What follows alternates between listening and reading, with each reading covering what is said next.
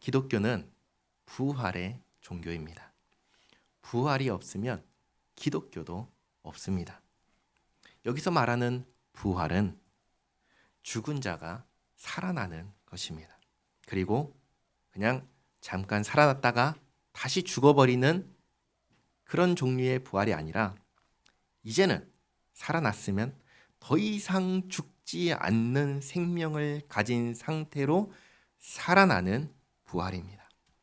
더 이상 죽지 않는 몸으로 살아나는 것을 말합니다. 그런데 이 세상에서는 부활에 대해서 이런 식으로 말하는 사람도 있습니다. 내가 이미 죽어버린 어떤 사람을 기억한다면 그 사람은 내 안에서 부활한 것이다. 어떻습니까? 이게 부활일까요?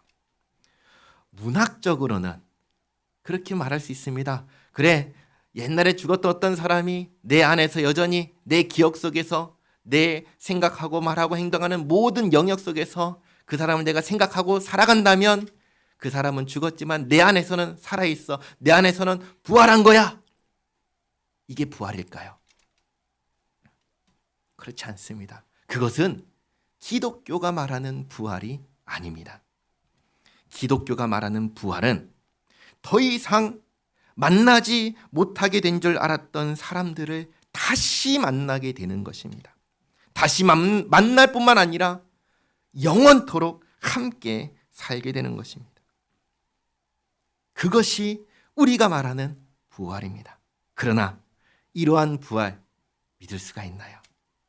이러한 부활은 사실 믿기 어려운 이야기입니다. 그래서 믿을 수 없는 이야기를 할 때는 반드시 뭐가 필요하죠? 증거가 필요합니다. 증거가 필요합니다. 가장 좋은 증거는 뭘까요?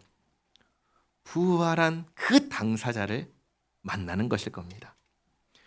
교회는 처음에 부활하신 예수님을 만난 사람들이 모여서 교회가 시작되었습니다. 그런데 부활하신 예수님을 만난 사람들은 예수님을 만났을 때 만나자마자 와, 진짜 부활하셨구나, 진짜 다시 사셨구나 하고 처음부터 단박에 믿었을까요? 아니요, 그렇지 않았습니다. 처음부터 사실은 믿지 못했습니다. 마가복음 16장 9절에서 14절까지 말씀을 주보에 있지요. 한번 같이 한번 읽어보겠습니다. 예수께서 안식 후 첫날 이른 아침에 일어나신 후 전에 7 귀신을 쫓아내어 주신 막달라 마리아에게 먼저 보이시니 마리아가 가서 예수와 함께하던 사람들이 슬퍼하며 울고 있는 중에 이 일을 알림해 그들은 예수께서 살아나셨다는 것과 마리아에게 보이셨다는 것을 듣고도 믿지 아니하니라. 그 후에 그들 중 2 사람이 걸어서 시골로 갈 때 예수께서 다른 모양으로 그들에게 나타나시니 2 사람이 가서 남은 제자들에게 알리었으되 역시 믿지 아니하니라. 그 후에 11 제자가 음식 먹을 때 예수께서 그들에게 나타나사 그들의 믿음 없는 것과 마음이 완악한 것을 꾸짖으시니 이는 자기가 살아난 것을 본 자들의 말을 믿지 아니함 일러라. 아멘. 마가복음을 보시면 이 마가복음인데요, 절마다 무슨 말씀이 있지요? 믿었다고 하나요? 아닙니다. 믿지 않았다입니다. 부활하신 예수님을 만나도 부활하셨다고 믿지 못했습니다. 눈으로 보고 손으로 만져보고 대화를 나누고 식사를 함께해도 믿지 못했습니다. 왜 이런 이야기를 썼을까요? 왜 성경은 이런 믿지 못했다는 말을 성경에 기록을 했을까요? 그만큼 부활은 믿을 수 없는 일이기 때문입니다. 오늘날만 믿지 못하는, 믿을 수 없는 이야기가 아니라 그 당시에도 도무지 믿을 수가 없는 이야기가 부활 이야기였습니다. 그래서 사도행전을 보면은 예수님께서 무려 40일 동안 계속해서 제자들과 만나시며 부활을 증명하셨습니다. 사도행전 1장 3절 말씀인데요, 같이 한번 읽겠습니다. 그가 고난받으신 후에 또한 그들에게 확실한 많은 증거로 친히 살아계심을 나타내사 40일 동안 그들에게 보이시며 하나님 나라의 일을 말씀하시니라. 아멘. 부활은 정말로 믿을 수 없는 사건이었기에 예수님께서는 40일 동안 제자들을 만나시며 부활하셨다는 것을, 살아나셨다는 것을 확인시켜 주셨습니다. 이 40일 동안 만난 사람들의 명단을 사도 바울은 이렇게 썼습니다. 고린도전서 15장 5절에서 8절까지 말씀 같이 읽겠습니다. 게바에게 보이시고 후에 12 제자에게와 그 후에 500여 형제에게 일시에 보이셨나니 그 중에 지금까지 대다수는 살아있고 어떤 사람은 잠들었으며 그 후에 야고보에게 보이셨으며 그 후에 모든 사도에게와 맨 나중에 만삭되지 못하여 난 자 같은 내게도 보이셨느니라. 아멘. 사도 바울이 고린도에 있는 교회에 편지를 쓰면서 부활하신 예수님을 만난 사람들의 명단을 쭉 보여줍니다. 이 사람이 만났고 이 사람이 만났고 이 사람이 만났고, 그리고 맨 마지막에 누가 써 있지요? 사도 바울이 서 있습니다. 나도 보았다. 그렇게 말합니다. 나도 만났다. 이 사람들이 예수님께서 부활하셨다는 것을 도무지 상식적으로는 받아들일 수 없는 이 부활 이야기를 받아들였다는 것입니다. 어떻게 부활을 믿을 수 있습니까? 사실 이게 은혜입니다. 40일 동안 함께 하시면서 보여주시고 만나주시고 경험하게 하시면서 믿을 수 있게 해주신 것입니다. 이렇게 예수님을 믿게 된, 부활을 믿게 된 사람들이 그 다음에 한 일이 뭐냐면 이 부활을 전하는 것이었습니다. 그런데 질문 드립니다. 왜 부활을 전할까요? 예수님께서 부활하셨다는 것은 부활하기 전에는 어떻게 되셨다는 거죠? 부활하려면 그 전에 어떻게 되셔야죠? 죽어야죠. 예수님의 부활을 전할 때에는 그 전에 예수님께서 죽으셨다는 사실이 먼저 있습니다. 그럼 이 질문이 생기죠. 예수님은 왜 죽으셨을까요? 왜 예수님은 죽으셨을까요? 세 가지 정도 그 이유를 생각할 수 있습니다. 첫 번째는 뭐냐? 예수님이 전혀 누구신지 모르는 사람은 이렇게 생각할 수가 있죠. 아, 때가 되어서 죽었나 보다. 그렇죠? 전혀 모를 때, 예수님이란 분이 누구신지 전혀 모르는 사람은 예수님이 죽었는데 살아나셨어 했을 때 왜 죽으셨지? 그냥 나이가 죽을 때가 돼서 죽었나 보다, 이 생각할 수가 있죠. 이 첫 번째입니다. 두 번째는 예수님께서 어떻게 죽으셨죠? 십자가에 못 박혀 죽으셨습니다. 근데 십자가는 아무나 달리는 처형벌이 아닙니다. 거기는 아주 나라의 위험한 본보기로 삼아야 되는 사람들이 달리는 처형법이 십자가형이었습니다. 그러니까 십자가에서 매달려서 죽었다면 극악한 범죄자라서 죽었구나 라고 이제 생각할 수가 있겠죠. 그리고 세 번째는 당시에 예수님을 재판한 빌라도가 이렇게 판결을 내렸습니다. 이 사람은 죄가 없다. 이 사람은 십자가에서 죽어야 할 만한 죄가 없다라고 분명하게 선언하였습니다. 그걸 들었던 사람들은 예수님은 자기의 죄로 인해서 죽은 게 아니라 다른 이유로 죽었어 라고 생각할 수가 있겠죠. 세 가지 이유가 있을 겁니다. 이 세 가지 이유 중에서 예수님께서는 왜 죽으셨을까요? 근데 예수님께서 자기가 죽을 것을 아셨습니다. 예수님은. 그래서 죽기 전에 여러 번 내가 고난을 받고 죽을 것이다 라고 말씀을 하셨습니다. 그리고 죽기 전날에는, 죽음을 앞둔 어느 날에는 제자들에게 이렇게 말씀하셨습니다. 나는 내 생명을 많은 사람을 위한 대속물로 내줄 것이다. 많은 사람을 살리기 위해서 내 생명을 내놓을 것이다. 그 말씀을 하셨습니다. 그러니까 예수님은 어느 날 갑자기 죽은 게 아니라 자신이 죽을 것을 분명하게 알고 계셨습니다. 그것도 수명에 다해서 죽는 것도 아니고 내가 잘못해서 십자가로 내 죄 때문에 죽는 것도 아니라 많은 사람을 살리기 위한 죽음을 죽을 거라고 예수님은 분명히 알고 계셨습니다. 예수님께서 왜 죽으셨습니까? 예수님은 사람을 살리기 위해서 죽으셨습니다. 예수님께서는 다른 사람을 살리기 위한 죽음을 죽으셨습니다. 그 죽음을 죽기 위해서, 다른 사람을 살리기 위한 죽음을 죽기 위해서 예수님은 태어나신 것입니다. 그래서 예수님께서 태어나실 때 예수님의 탄생을 두고 성경은 이렇게 기록합니다.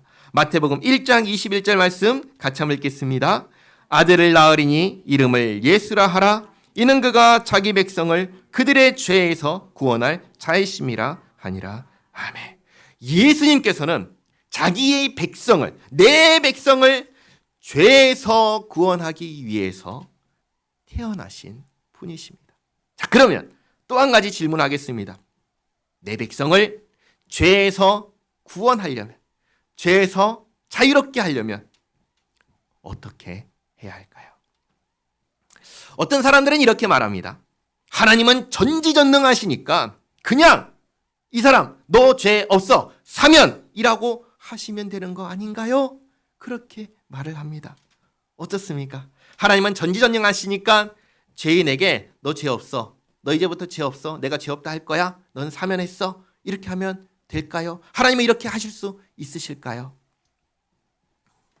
하나님은 죄인을 아무 조건 없이 너 죄 없다고 하실 수 있는 분이실까요? 그렇지 않습니다. 하나님은 그렇게 하실 수 없는 분입니다. 물론 하나님은 전능하십니다. 무엇이든지 하실 수 있습니다. 그러나 하나님께서 하지 못하는 일이 있습니다. 전능하신 하나님께서는 불법을 행하실 수 없으십니다. 다르게 말하자면 하나님은 불법을 행하는 데에는 무능하신 하나님이십니다. 우리는 하나님에 대해서 사실 잘 모릅니다. 하나님에 대해서 많이 오해합니다. 우리 하나님은 죄를 짓는 일에 있어서는 무능하십니다. 우리 하나님은 죄악을 행하시는 일에 있어서는 무능하십니다. 우리 하나님은 불의를 행하시는 일에 있어서는 무능하신 하나님이십니다. 예를 들어 보겠습니다. 우리 하나님 거짓말 하실 수 있으실까요? 사람을 속이실 수 있으실까요? 그럴 수 없지요. 하나님은 거짓말하지 못하십니다. 하나님은 사람을 속이실 수가 없는 하나님이십니다. 그러니까 하나님은 이 일에 있어서는 무능하신 하나님이십니다. 마찬가지로 죄인을, 벌 받을 죄인을 그냥 너 죄 없어 라고 하실 수 없는 분이 우리 하나님이십니다.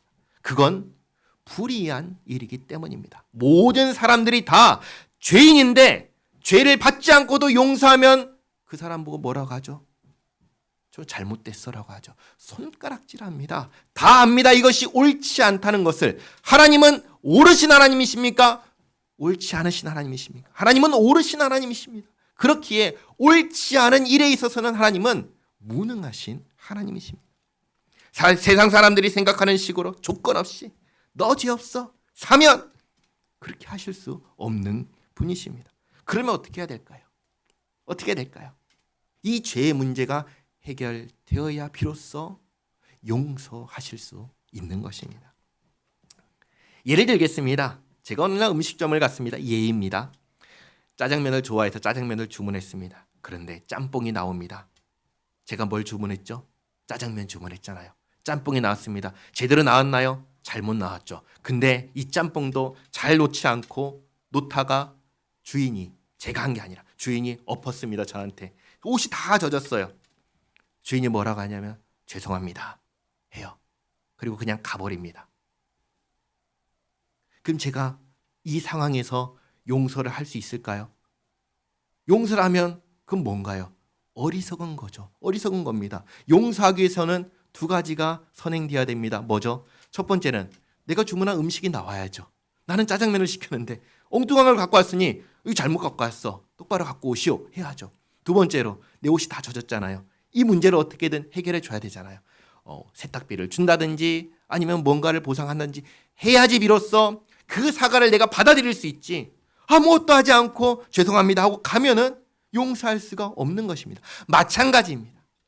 죄인은 죄벌을 받아야 됩니다. 그러나 그 벌을 받지 않았는데도 불구하고 용서할 수가 없는 거예요. 용서하기 위해서는 반드시 죄의 문제가 해결되어야 됩니다. 그런데 죄인이 받아야 하는, 죄인이 해결해야 되는 죄의 대가는 무엇입니까? 죽음이에요. 죄인이 치러야 되는 자기 죄의 대가가 뭐냐면 죽음입니다. 문제는 그 벌을 받아버리면 그 다음이 있나요? 그 다음이 없는 거예요. 내가 받아야 될 죄의 벌, 죽음이라는 그 벌을 받고 나면 그 다음에 용서하려고 해도 용서할 사람이 있나요? 없어요. 왜요? 죽어버렸으니까. 살아있어야 용서도 할 수 있는 겁니다. 그러니까 죽음의 형벌을 받는 것으로는 죄 문제를 해결할 수가 없는 거예요. 그럼 어떻게 해야 될까요? 누군가가 죽음의 대가를 대신 치러야 하는 것입니다.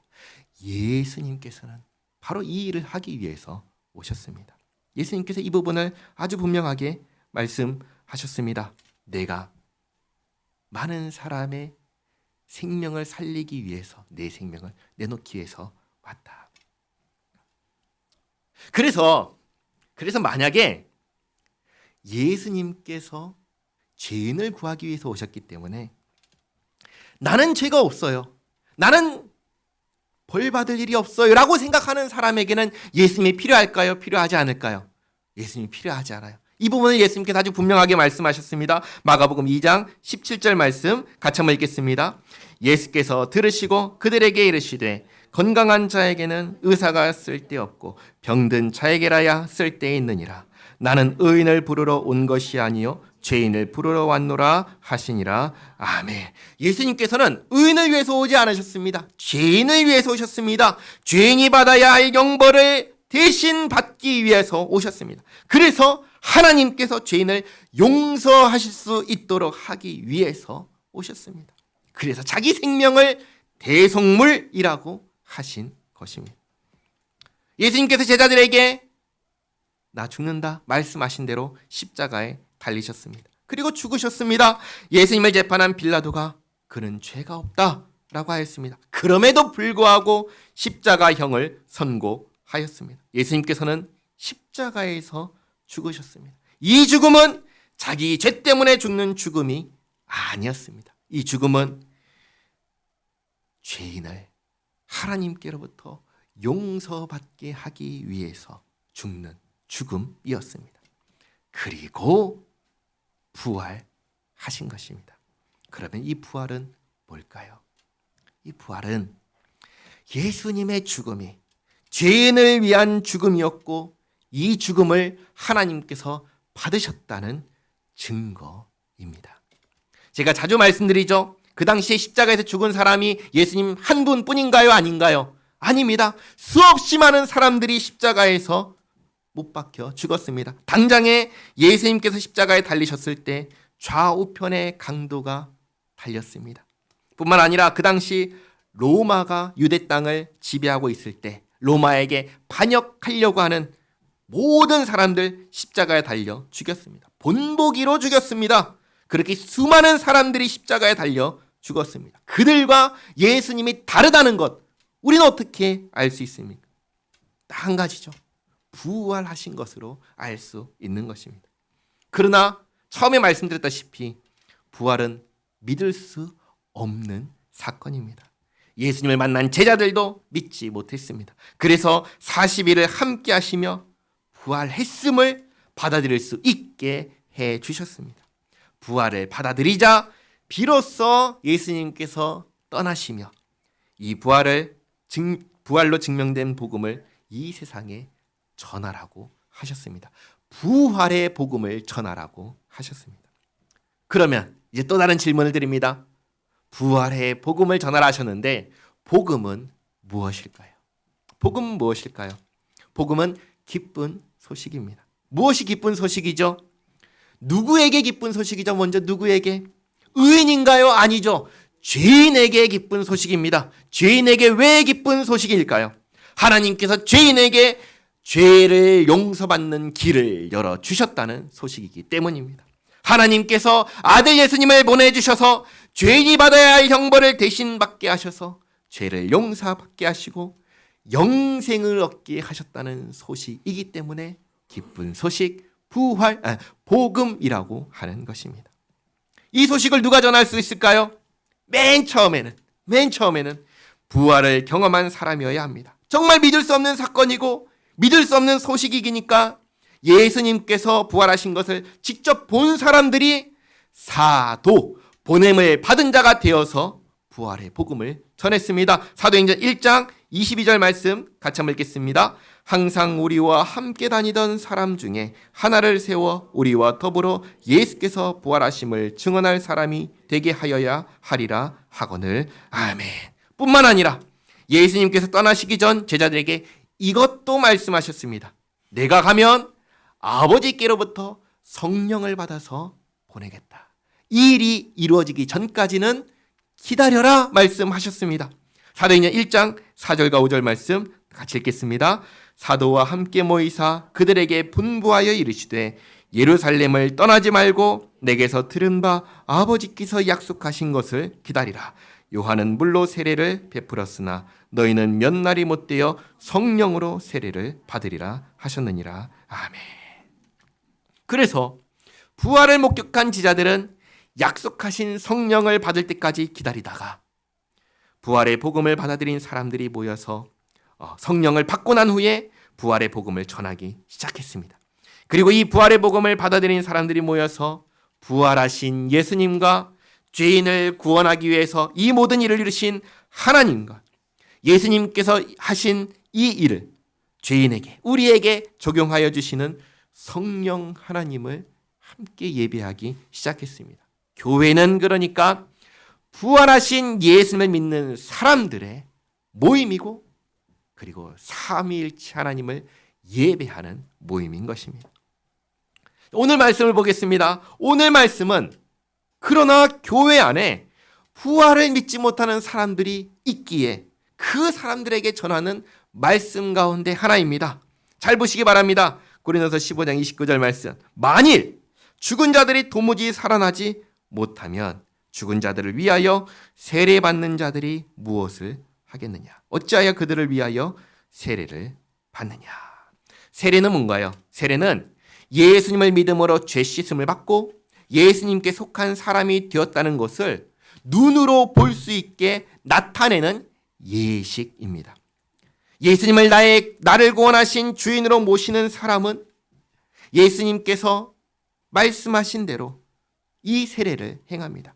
그래서 과거에는, 옛날에는 어떤 사람이 예수님을 믿고 예수님께 속한 사람이라는 증거가 뭐냐라고 했을 때 이 세례를 받았느냐 그 여부로 증거 삼았습니다. 예수님을 정말 믿는 사람들은 예수님께서 세례를 행하라 하셨기에 그 말씀을 따라서 세례를 사모하고 세례를 받기 원했고 세례를 받았습니다. 그렇기에 세례를 받았다라는 것은 이 사람 예수 믿는 사람이구나, 이 사람 예수님께 속한 사람이구나 라는 증거가 되었습니다. 물론 세례를 받았다고 해서 그 사람이 예수님께 속한 사람이라고 단정할 수는 없습니다. 반대로 세례를 못 받았다고 해서 예수님께 속한 사람이 아니라고 단정할 수도 없습니다. 그러나 분명한 것은 예수님께 속한 사람은 반드시 세례를 받으려 할 것입니다. 그래서 일반적인 특별한 상황이 아닙니다. 일반적인 상황에서 세례를 받은 사람은 예수님께 속한 사람, 예수님을 믿는 사람, 그래서 구원받은 사람이라고 하는 것입니다. 그리고 예수님께 속한 사람은 죽음 이후에 어디에 있지요? 하늘에 있지요. 하늘에 있으며 예수님께서 다시 오실 때 부활의 몸을 입고 예수님과 함께 올 것입니다. 그런데 29절 말씀을 다시 한번 보시기 바랍니다. 29절 말씀은 그 모든 것을 알면서 죽은 자들을 위하여 세례를 받는 자들이 있다라고 말합니다. 다르게 말하면 죽은 자들을 대신하여 세례를 받는 사람들이 있다라는 것입니다. 왜 이렇게 할까요? 아마도 이것은 세례를, 죽은 자들을 대신해서 세례를 대신 받음으로 죽은 자들 역시 하늘로, 천국으로 가게 될 것을 기대하고 행한 것입니다. 그리고 예수님께서 다시 오실 때 부활의 몸을 입고 오게 될 것을 기대하면서 행한 것입니다. 이 부분에 대해서 말씀드리기 전에 먼저 한 가지 알아야 될 것이 있습니다. 뭐냐면 지금 이 교회는 그렇게 하고 있는데 죽은 자를 대신하여 받는 세례라는 것은 사실은 없는 것입니다. 사실 죽은 자를 대신하여 세례를 받는 것은 있을 수가 없는 일입니다. 그래서 지금 여기서 말하는 이 일은 잘하는 것이 아니라 잘못하는 일입니다. 고린도 교회는 어떤 교회였죠? 문제가 많은 교회였습니다. 부활을 믿지 못하는 사람들도 있고 또 부활을 믿으면서 부활이 있다라고 믿으면서 잘못된 세례를 행하는 사람들도 있었습니다. 그러면 바울이 편지에 이것을 쓴 이유는 뭐냐면 이건 분명 잘못하는 일이지만 이런 일들을 하는 이유가 전부 다 왜 할까요? 부활이 있기 때문에 하는 것이기 때문입니다. 부활이 있기 때문에 이러한 일들을 하니까 이것을 말한 것입니다. 이런 일들을 다 해놓고 나선 근데 사실은 부활이 없어. 예수님은 부활하지 않았어. 라고 하지 않는다는 것이죠. 만약에 부활할 것을 기대하면서 세례를 대신 받아놓고서는 돌아서서 사실은 부활은 없어. 죽으면 그냥 끝이야. 라고 말한다면 지금까지 세례를 받으면서 하는 모든 일들이 다 뭐냐는 것이죠. 아무 의미가 없는 일들을 한 것이 아니냐라는 것입니다. 부활이 있으니까 죽은 사람을 대신하여 세례를 받는 이 일도 지금 하고 있는 것이 아니냐 그 얘기를 하는 것입니다. 그러면서 이 구절과 더불어서 중요한 말씀을 한 가지 드립니다. 우리가 다 알다시피 모든 기회는 다 언제 있죠? 살아있을 때 있습니다. 죽은 다음에는 더 이상 기회가 없습니다. 살아있을 때 기회가 주어집니다. 죽은 다음에는 더 이상 기회가 없습니다. 죽음과 동시에 그 다음이 결정되어 버리고 마는 것입니다. 이미 하늘에 간 사람들은 지옥에 갈 수 있을까요? 지옥에 갈 수 없습니다. 이미 지옥에 간 사람들은 다시 하늘로 갈 수 있을까요? 그럴 수가 없는 거예요. 살아있는 사람이 아무리 죽은 사람을 위하여 기도한들, 죽은 사람을 위하여 세례를 받은들 소용이 있나요? 소용이 없는 거예요. 그것은 끝난 일이에요. 어떻게 할 수 없는 것입니다. 그래서 무엇을 하든지 간에 언제 해야 할까요? 살아있을 때 해야 되는 거예요. 기회가 있을 때 해야 하는 것입니다. 자, 마지막으로 천국과 지옥에 대해서 말씀드리고 마치겠습니다. 천국은 누가 가고 지옥은 누가 갈까요? 먼저 지옥에 대해서 말씀드리겠습니다. 지옥은 누가 갈까요? 지옥은 죄인이 갑니다. 지옥은 죄인이 가요. 의인이 지옥에 갈까요? 아니요. 의인은 지옥에 가지 않습니다. 죄인이 지옥에 갑니다. 털어서 먼지 나오는 사람이 지옥에 갑니다. 털어서 먼지 나오는 사람이 지옥에 갑니다. 그러면 털어서 먼지 나오지 않는 사람이 누가 있을까요? 우리 가운데 한번 생각해 보시기 바랍니다. 내 인생을 한번 털어보면 나는 먼지가 안 나와 라고 말할 수 있는 사람이 있나요? 없지요. 없지요. 그러면 우리는 다 어디 가야 될까요? 다 지옥에 가는 겁니다. 천국엔 누가 가죠? 의인이 갑니다. 늘 말씀드리지만 천국에는 불효자가 있을까요? 없습니다. 천국에는 이웃에게 상처를 주는 사람이 있을까요? 없습니다. 천국에는 이기적인 사람이 있을까요? 없습니다. 천국에는 죄인이 없습니다. 천국에는 그러면 누가 있을까요? 의인이 있다고 말하지만 한번 생각해 보시기 바랍니다. 70억 이 지구에 사는 사람들 가운데 천국에 있을 만한 사람 누가 있을까요? 한 명이라도 있을까요? 없습니다. 없어요. 그런데 천국에 있는 사람이 있습니다. 누굴까요? 사실 천국에 갈 자격이 없는데 그게 사실은 지옥에 가야 하는데 지옥에 가서 형벌을 받아야 되는데 내가 지옥에 가서 받아야 할 형벌을 예수님께서 대신 받아주셔서 나는 더 이상 지옥의 형벌을 받을 일이 없는 사람이 천국에 있습니다. 예수님께서 대신 받아주신 그 은혜로 지옥의 형벌을 면제받은 사람들이 천국에 있습니다. 그래도 우리가 의인인가요? 우리 의인 아니죠.